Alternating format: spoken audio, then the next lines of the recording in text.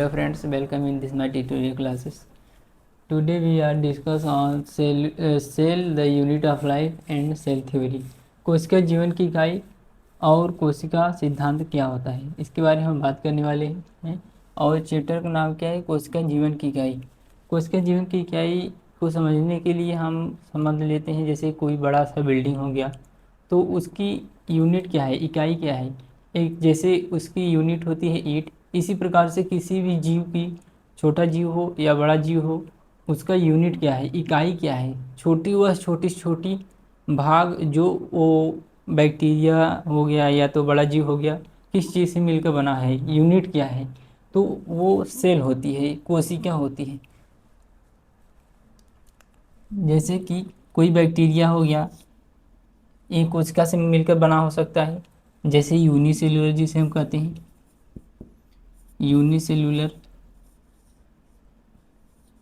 या बड़ा जीव हो गया, बड़ा जीव हो गया तो उसमें कई सारी कोशिकाएं होंगी, हजारों हो सकती हैं, लाखों हो सकती हैं, मिलियन ट्रिलियन भी हो सकती हैं उसमें। ये बड़े प्रकार का जीव हो गया, बड़ा जीव हम मान लेते हैं इसको।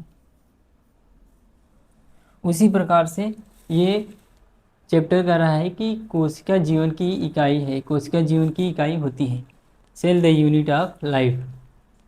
सबसे पहले एक वैज्ञानिक आते हैं, रॉबर्ट हुक। 1665 में इन्होंने मृत कोशिका को देखा था। और उसके बाद आए थे लेन हॉग वैज्ञानिक, जो कि जीवाणु कोशिका को देखा था जो कि जीवित था।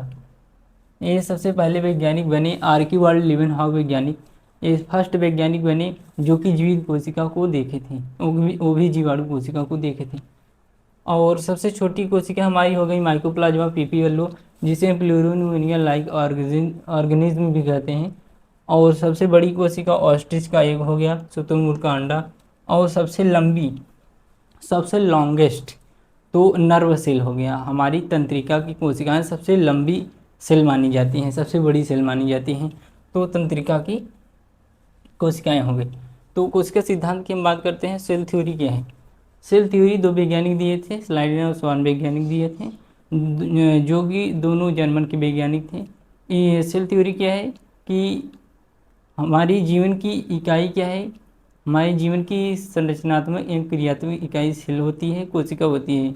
और कोई भी जीव एक या अधिक कोशिकाओं से मिलकर बना होता है।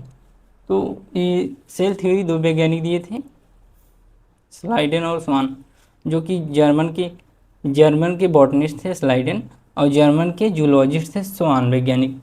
इन्होंने बताया कि कोशिका जीवन की संरचनात्मक क्रियात्मक इकाई है और सभी जीव एक या अधिक कोशिकाओं से मिलकर बने होते हैं।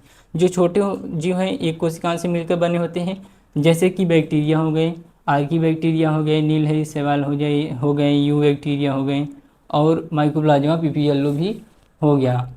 एक कोशिका से बने होते हैं, अधिक कोशिका से बने होते हैं, जैसे कि बड़े जीव हो गए।